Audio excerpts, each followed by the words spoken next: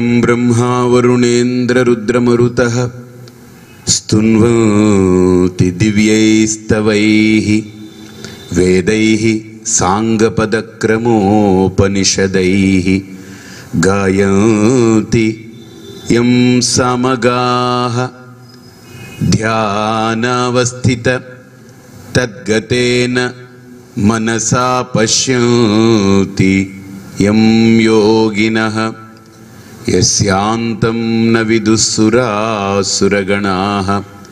देवाय तस्मै नमः। ओम दयानंद चरणौ मनसा स्मरामि दयानंद चरणौ शिरसा नमामि।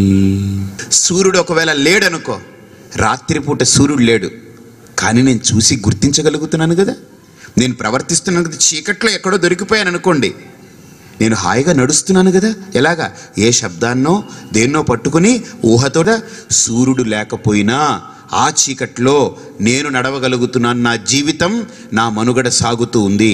కిం జ్యోతిస్తవ భానుమానహనిమే రాత్రౌ ప్రదీపాదికం స్యాదేవం రవిదీప దర్శన విదౌ కిం జ్యోతిరాఖ్యాహిమే.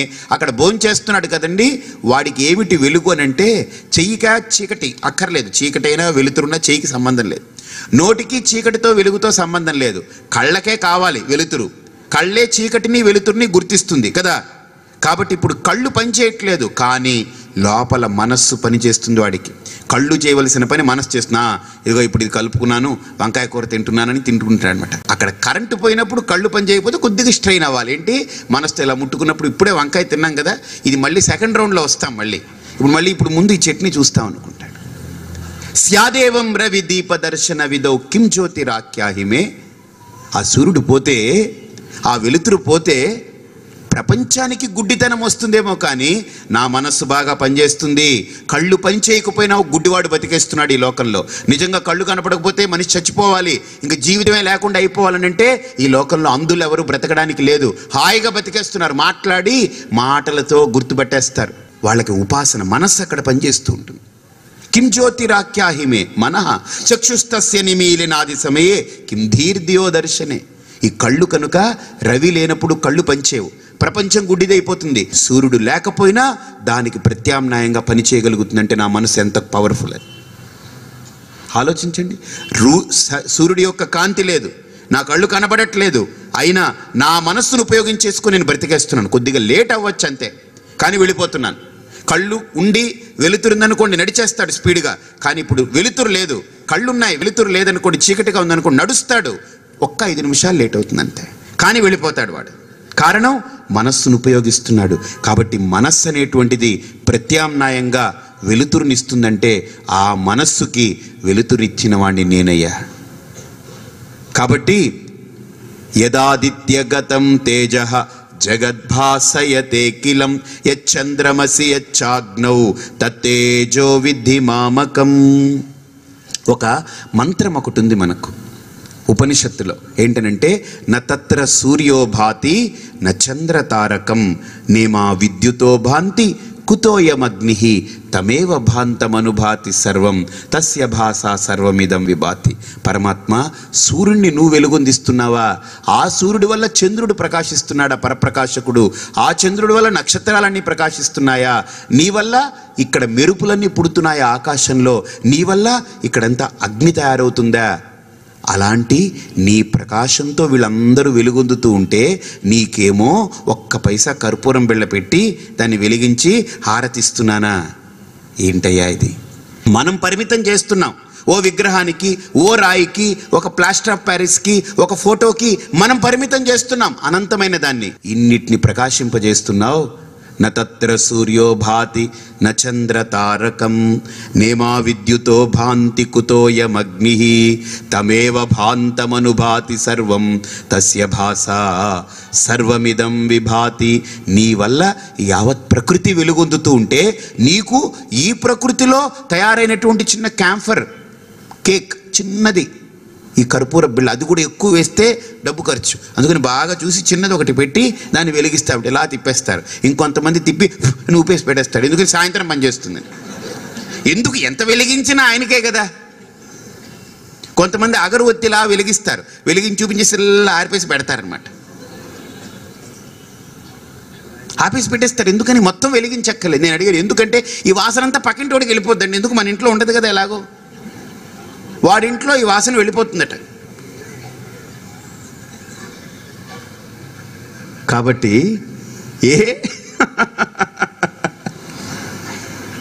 కాబట్టి ఇక్కడ కూడా చూడండి, యద్ ఆదిత్యగతం తేజః జగద్భాసయతే కిలం యచ్చంద్రమసి యచ్చాగ్నౌ తత్తేజో విద్ధి మామకం.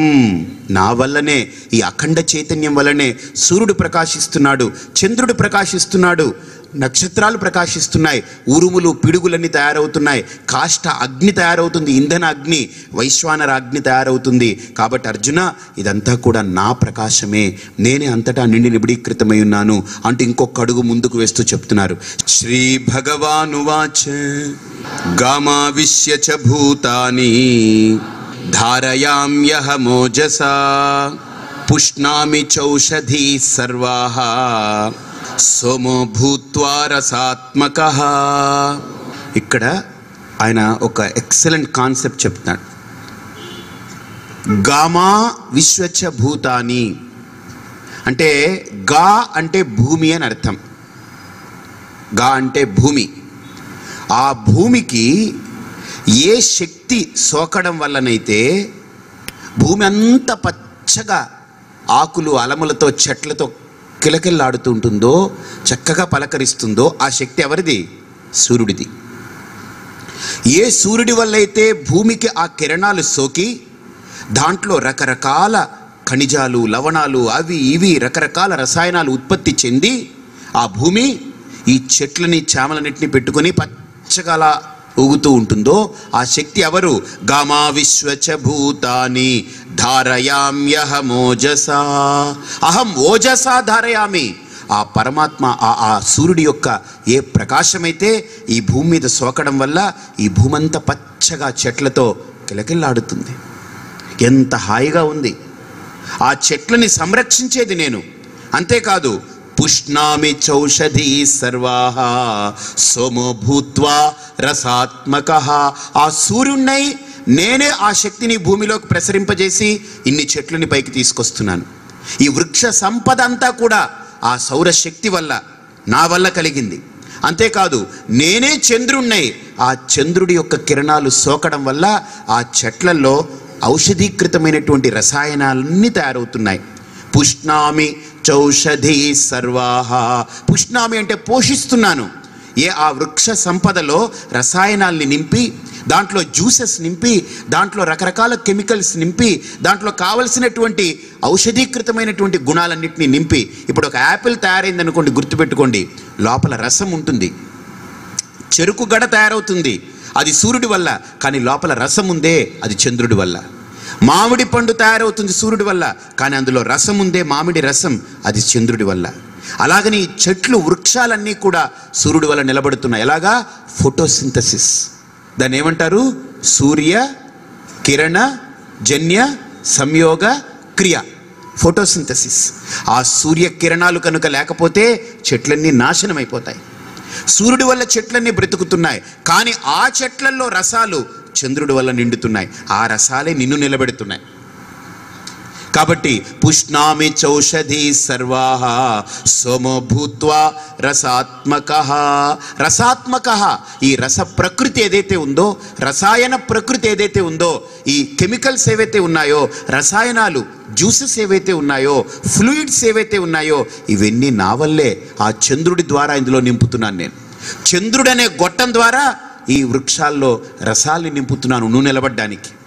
సూర్యుడనే ఇంకో గొట్టం ద్వారా, ఇంకో మీడియం ద్వారా ఈ చెట్లన్నింటినీ కూడా నిలబడడానికి దానికి శక్తిని ఇస్తున్నాను. కాబట్టి చంద్రుడు అనేది కూడా నాకు ఒక మీడియం. చంద్రుడు సూర్యుడు ఇద్దరు కూడా నాకు ఒక మీడియం. అందుకనే మహావిష్ణువుని విష్ణు సహస్రనామంలో ఏమన్నారు? భూపాదౌ యస్య నాభిర్యదసుర నిలశ్చంద్ర సూర్యౌ చ నేత్రే కరుణావాసా శిరోద్యౌ ముఖమపి దహనో యస్య వాసోయమబ్ధిః అంతస్థం యస్య విశ్వం సురనర ఖగగో భోగి గంధర్వదైత్యైః చిత్రం రమ్యతే తం త్రిభువనవపుషం విష్ణుమీశం నమామి శాంతాకారం భుజగశయనం పద్మనాభం సురేశం విశ్వాధారం గగన సదృశం మేఘవర్ణం శుభాంగం లక్ష్మీకాంతం కమలనయనం యోగిహృద్ధ్యానగమ్యం వందే విష్ణుం భవభయహరం సర్వలోకైకనాథం. ఆయన ద్వారా ఈ సూర్యుడు ఒక గొట్టం, ఆయనకి చంద్రుడు ఒక గొట్టం, ఒక మీడియం, భూమి, ఇవన్నీ కూడా ఆయన వాడుకునేటువంటి పరికరాలు అంతే. బస్ ఇప్పుడు ఎలాగైతే నేను మాట్లాడడానికి మైకు ఒక కారణమో ఒక నిమిత్తమో ఒక గొట్టం ఇది, దీని ద్వారా నా మాట లోపలికి వచ్చి ఇక్కడి నుంచి దాని ద్వారా అక్కడికి వెళ్ళి అక్కడి నుంచి ఆ సౌండ్ బాక్సుల్లోకి వస్తున్నాయి. ఇప్పుడు సపోజ్ ఈ మైక్ అనుకుంది, అబ్బా నేను కనుక లేకపోతే వీళ్ళకి ఎవరికైనా ఏమైనా అర్థమై చేస్తుందే, నా వల్లే వీళ్ళందరూ వింటున్నారు అనుకుని ఇప్పుడు సపోజ్ నన్ను రావద్దనింది అనుకోండి, నువ్వు మాట్లాడుకు ఊరికినే, నువ్వు ఎందుకు మాట్లాడుతావు, నేను మాట్లాడుకుంటాను అనింది అనుకోండి, ఇప్పుడు నేను ఊరుకున్నాను అనుకోండి,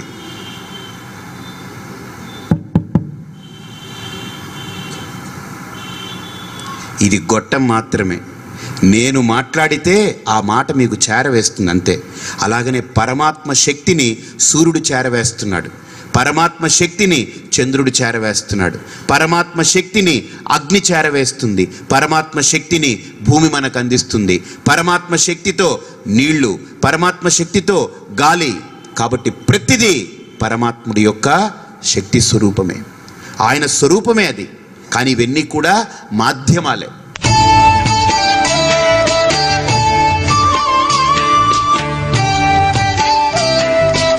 ఇక్కడ శ్రీకృష్ణ పరమాత్మ చెప్తూ, అర్జున పైదాకా ఎందుకు, అందుకే మీకు చెప్పాను కదా, పైన ఏ చెట్లనైతే సూర్యుడు పెంచుతున్నాడో, సూర్యుడి యొక్క శక్తి వల్ల చెట్లు పెరుగుతున్నాయో, ఆ చెట్లల్లో చంద్రుడు ఏం చేస్తున్నాడంటే రసాలని నింపుతున్నాడు. ఆ రసాలు చెట్లకు అక్కర్లేదండి, చెట్లు బ్రతకడానికి సూర్యుడు ఉంటే చాలు, చంద్రుడు అక్కర్లేదు. కానీ చంద్రుడి యొక్క రోల్ ఎందుకనంటే ఆ చెట్లలో రసాయనాలు నిండితే దాన్ని మనం తింటున్నాం, మనం బతుకుతున్నాం దానివల్ల. చెట్లు సూర్యుడి వల్ల బ్రతుకుతున్నాయి, కానీ ఆ చెట్లలో ఉండే రసాయనాలు మనకు అందివ్వడానికి చంద్రుడు అక్కడ మీడియంగా పనిచేస్తున్నాడు. అందుకని ఈరోజు మనం మందులు ఏవైతే వాడుతున్నామో, మెడిసిన్స్, ఇవన్నీ ఎక్కడి నుంచి వస్తున్నాయి, ఎక్కడి నుంచి తీశారు ఈ మెడిసిన్స్? ఏమైనా ఇలాగని ఏమైనా తయారు చేశారా కంపెనీ వాళ్ళు? ఇదే చెట్లు చామలు వాటిని తీసుకొచ్చి పరిశీలన చేసి దాన్ని పిండి రసాలు తీసి దాని కెమికల్స్ అంతా ల్యాబ్లో పెట్టి టెస్ట్ చేసి దాని అన్నిటిని మెడిసిన్ రూపంలో తీసుకొచ్చి ట్యాబ్లెట్ రూపంలో తీసుకొచ్చి అమ్ముతున్నారు. ఇదంతా చంద్రుడి యొక్క అనుగ్రహం, పరమాత్ముడే. మనకు కావలసిన డెఫిషియన్సీ ఏదైతే ఉందో దాన్ని ఫుల్ఫిల్ చేయడం కోసం బయట ప్రకృతిలో ఆ రసాయనాలు తయారు చేశారు.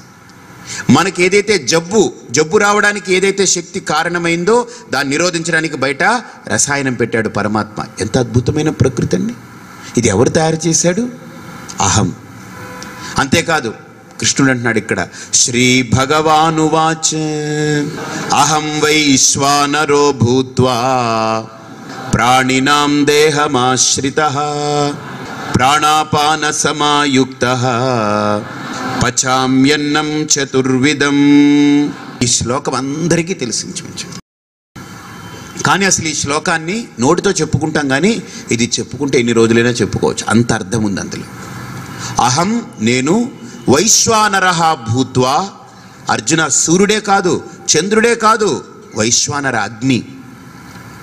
ఈ లోకంలో 3 అగ్నులు ఉన్నాయి మీకు చెప్పాను. మొట్టమొదటిది సౌర అగ్ని, సూర్యుడి రూపంలో భగభగా మండే అగ్ని. తర్వాత ఇంధన అగ్ని, కాష్ట అగ్ని, ఈ ప్రపంచంలో దొరికేది కట్టెల్లో, చెట్లలో, చెకుముక్కి రాళ్లల్లో. తర్వాత కిరోసిన్, పెట్రోల్ అంటే ఫ్యూయల్స్, ఏవేవైతే ఇంధనాలు ఉన్నాయో వాటినిట్లో అగ్ని ఉంది. అందుకని మీరు అగ్గిపుల్ల పడేయగానే అది అంటుకుంటుంది, ఎందుకని అందులో కూడా ఫైర్ క్యాచింగ్ ఎలిమెంట్స్ అవి, అవునా కాదా? అవన్నీ అగ్ని పట్టుకునేటువంటి అగ్నిదాహక శక్తులు అందులో ఉన్నాయి, దహించే శక్తులు అందులో ఉన్నాయి, అగ్ని అక్కడ ఉంది. కాబట్టి అదొక అగ్ని, దాన్ని ఏమంటారంటే విరాడగ్ని అంటారు. ఇకపోతే 3వ అగ్ని, ఈ శరీరాన్ని 98.4 degrees అలా నిలబెట్టి ఉంచుతుంది. తగ్గిందనుకోండి లో ఫీవర్, జబ్బే. పెరిగిందనుకోండి హై ఫీవర్, జబ్బే. అది పైకి వెళ్లకుండా కిందకి వెళ్లకుండా అలా మెయింటైన్ చేస్తుందనంటే అక్కడ అహం వైశ్వానరో భూత్వా ప్రాణినాం దేహమాశ్రితః. చూడండి, ఆ వైశ్వానర అగ్ని రూపంలో ఈ శరీరాలన్నింటినీ నేను నిలబెట్టి ఉంచాను. బయట విరాట్ అగ్ని రూపంలో అక్కడ అగ్ని ఉంది. అలాగనే సౌర అగ్ని అక్కడ ఒకటి ఉంది. ఏమండి ఆ సూర్యుడితో ఏం జరుగుతుందండి పని? అబ్బే, ఆ సూర్యుడు లేకపోతే అసలు ఏం లేవండి. ఇప్పుడు చూడండి, మనకు లోపల బాగా అగ్ని మాడింది అనుకోండి, ఏమవుతుంది? ఏదో ఒకటి పెట్టండి బాబోయ్ అంటాం మనం, అవునా? బయట అగ్ని మొదలైంది అనుకోండి, అడవులు ఊర్లన్నీ కాల్చి అవతల పారేస్తుంది.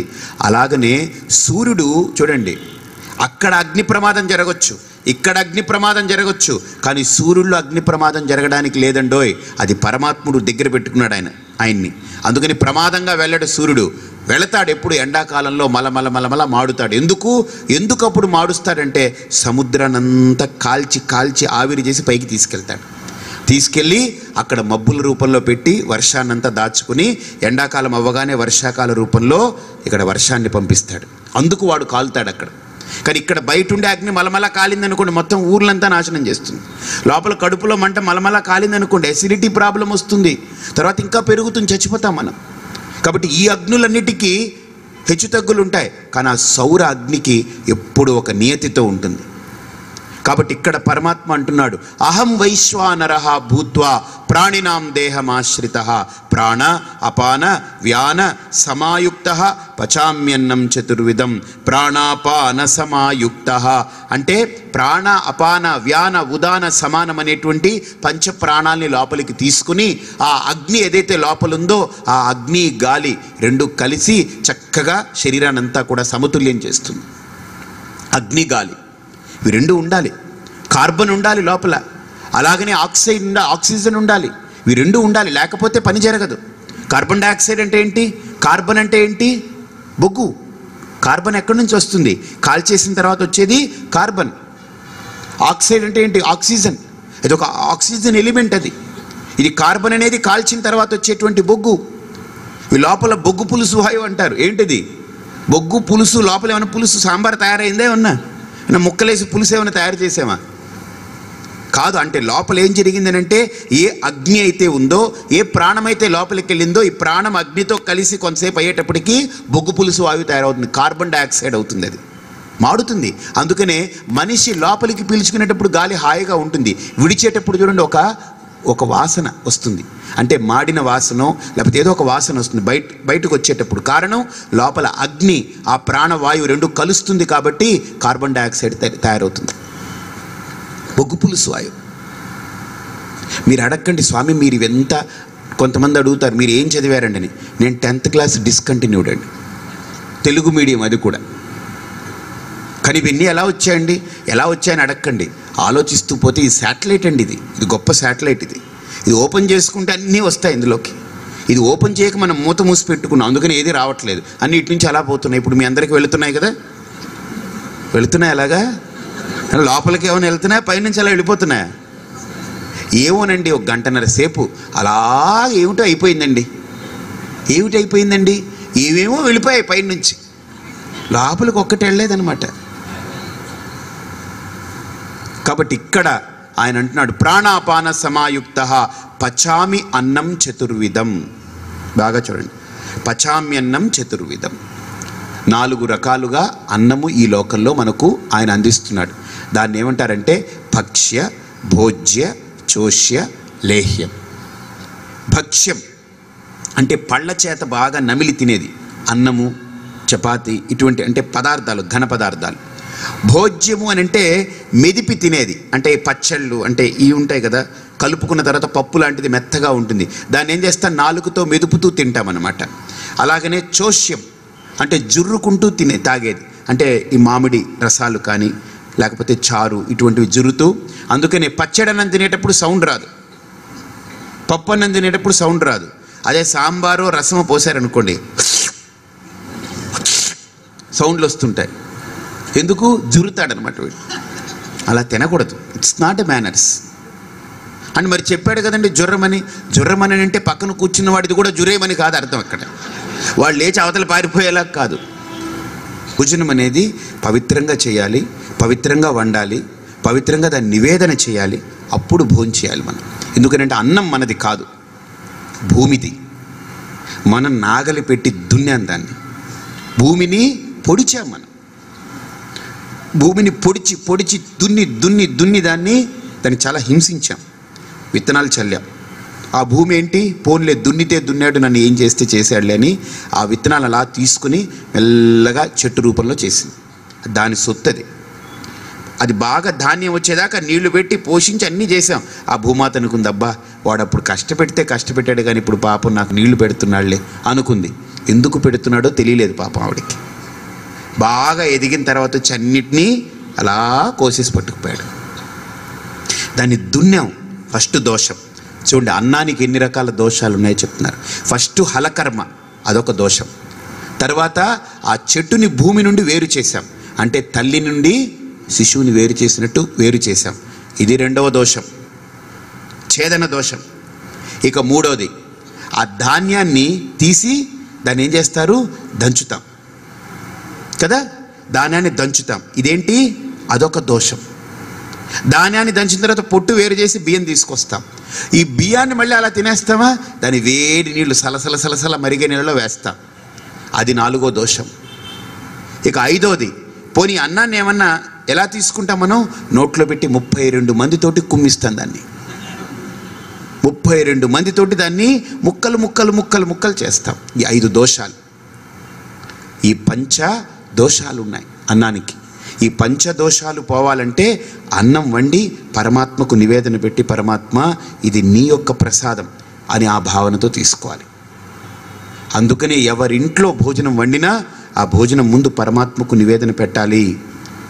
అన్నీ పెట్టకపోయినా పర్లేదు, కనీసం ఒట్టి బియ్యం ఎప్పుడూ వండకూడదు. ఇంట్లో ఒట్టి బియ్యం కేవలం పిండ ప్రదానానికే వండుతారు.